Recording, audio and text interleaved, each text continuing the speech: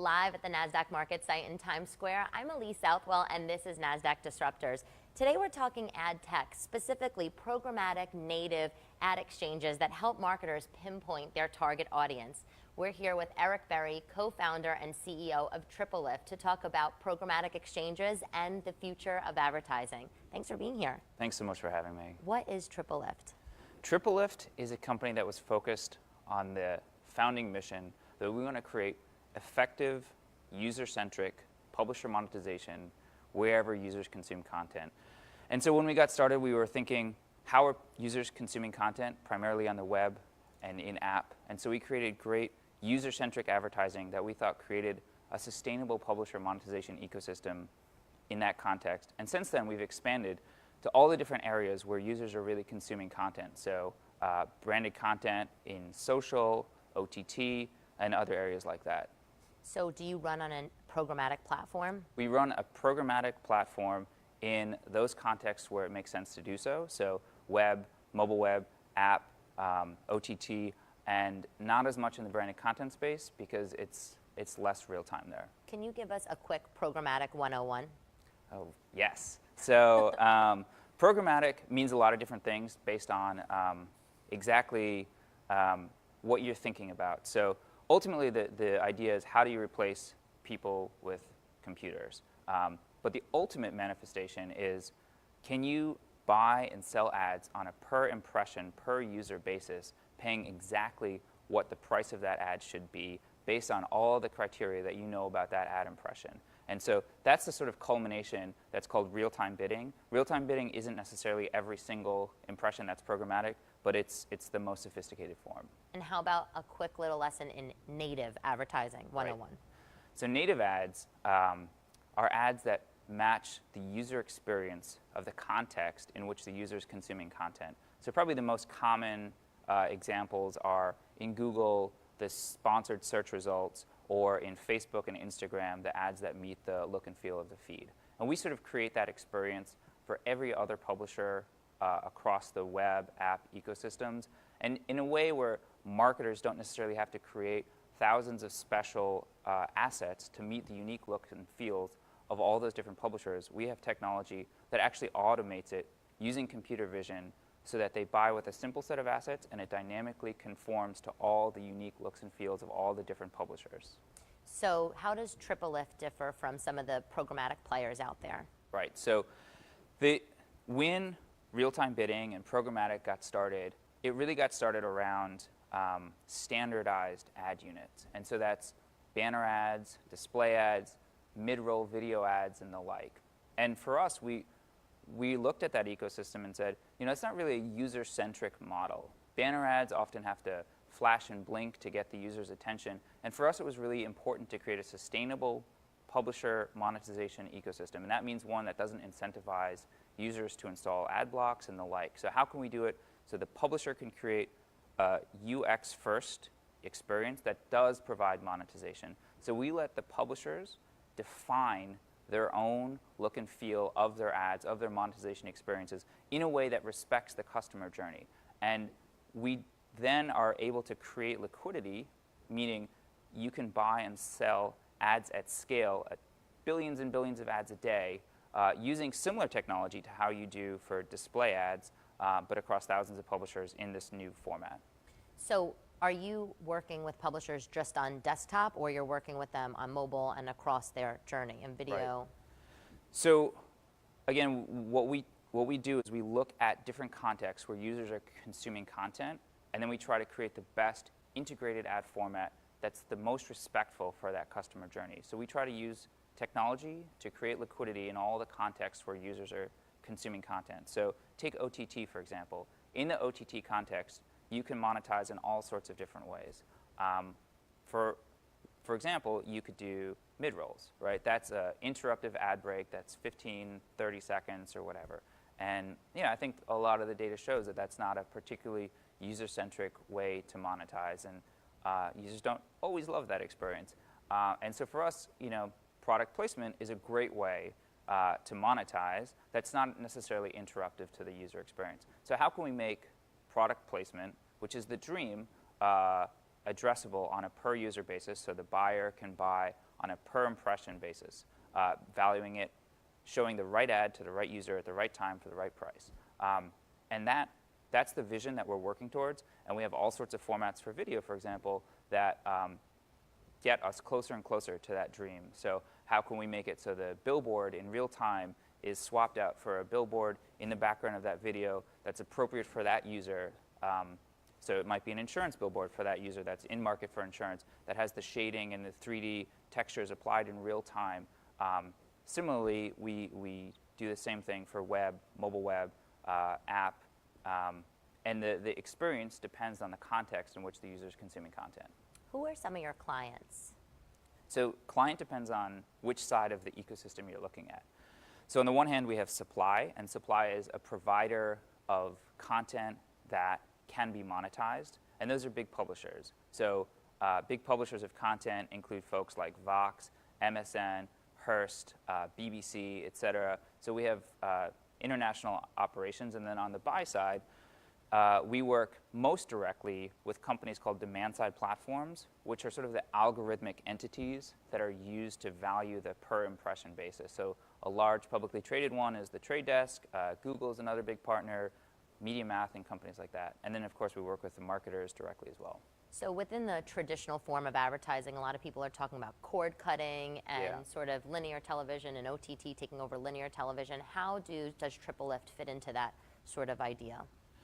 Yeah, so ultimately, what's important for us is we want to find where consumers are consuming content and provide the best, most sustainable way for them to consume that content. So if you look at what's happening in the OTT market, you have the standard bearers like Netflix and Amazon that have created a mid-roll free content consumption experience. So there's no 30-second breaks at all when you consume Netflix and Amazon. There's some when you consume Hulu, but you can also pay to not get those. So if you think about the monetization experience of the future, what users have been trained to expect, they're not necessarily trained to expect an abundance of mid-roll ads the same way they get in TV, but they will have, the creators of content will have to monetize them somehow. So they can only charge so much for subscriptions. They can't necessarily charge more than people like Netflix who offer a wealth of content. So they're going to need new content monetization opportunities,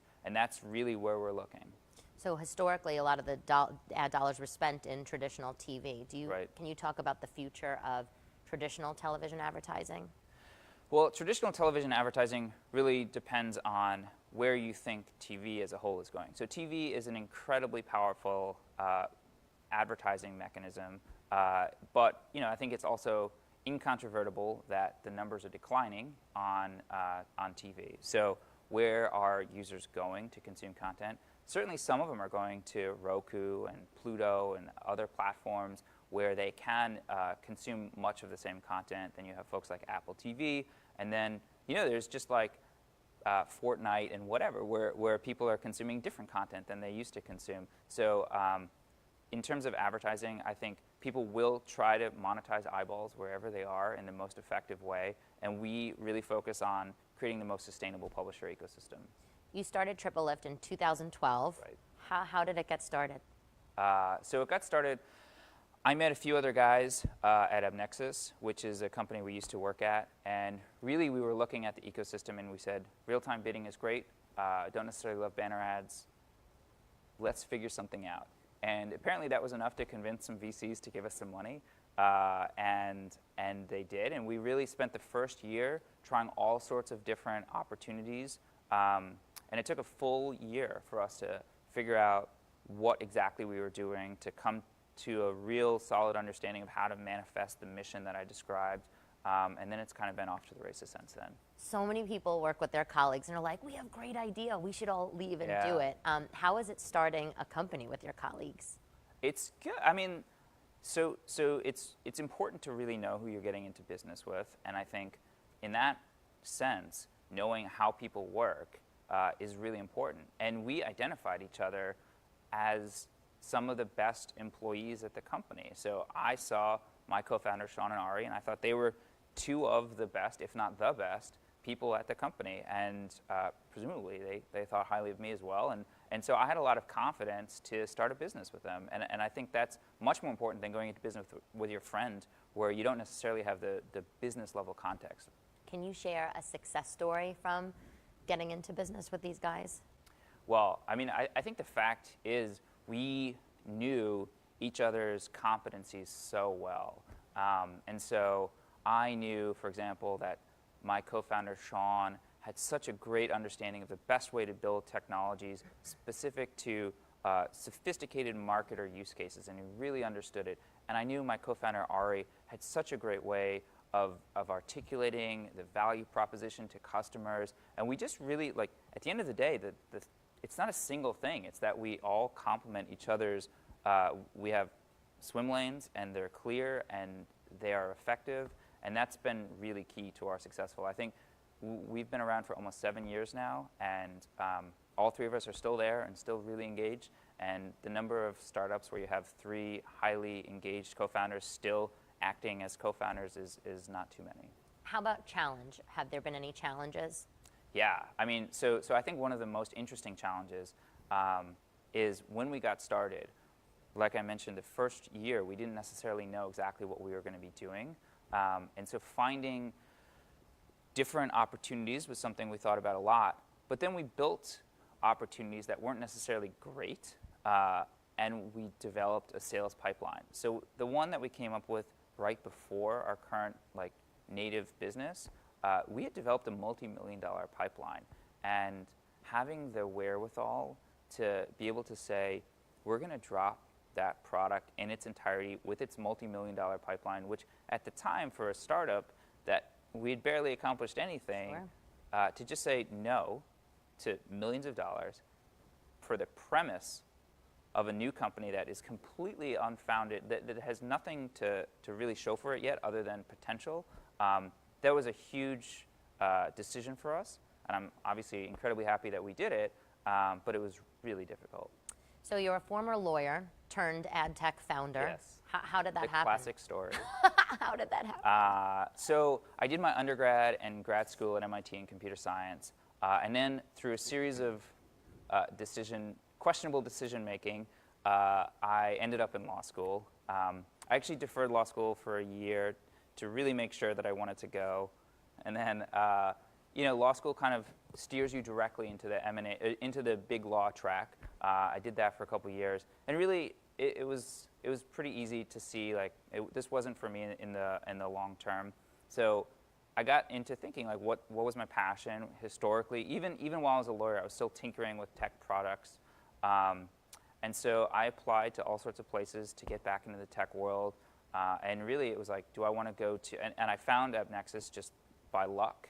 I knew nothing about AdTech, and applied. I got basically the lowest job there on day one, and worked my tail off to get into rise in the company. But fortunately for me, and this was totally by happenstance, AppNexus's business model and its reputation and its and the caliber of people that were there were just so incredible. It has a position at the center of the industry, so just by being there and by being engaged, you learn everything about the industry, and so it was a really formative experience for me.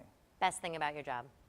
Oh, boy. Couple sentences. I think being able to take a step back and think strategically about where the company is going, and then being able to bounce that off of some of the incredibly smart people that I work with every day, it's incredibly rewarding. So Nasdaq's home to entrepreneurs. Do you have any quick advice for entrepreneurs out there?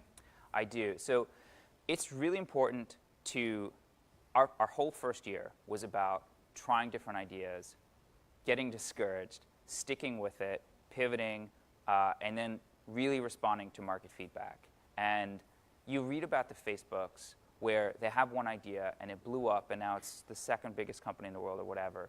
But that rarely happens. What really happens is you grind it out in a garage or something for years, and you get such little progress. And that's really what a startup is all about, is that sort of unrecognized grinding and hustle. And I think that's really fundamental for entrepreneurship. Awesome. Eric, thank you so much for being here. Thank you. Thank you for watching. I'm Elise Southwell, and this is Nasdaq Disruptors.